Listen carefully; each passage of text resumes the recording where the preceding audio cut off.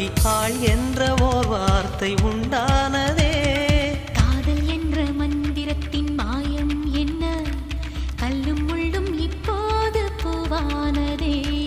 வானவில்லின் துண்டொன்று மண்ணில் வந்து யாருக்கும் சொல்லாமல் பெண்ணானதே.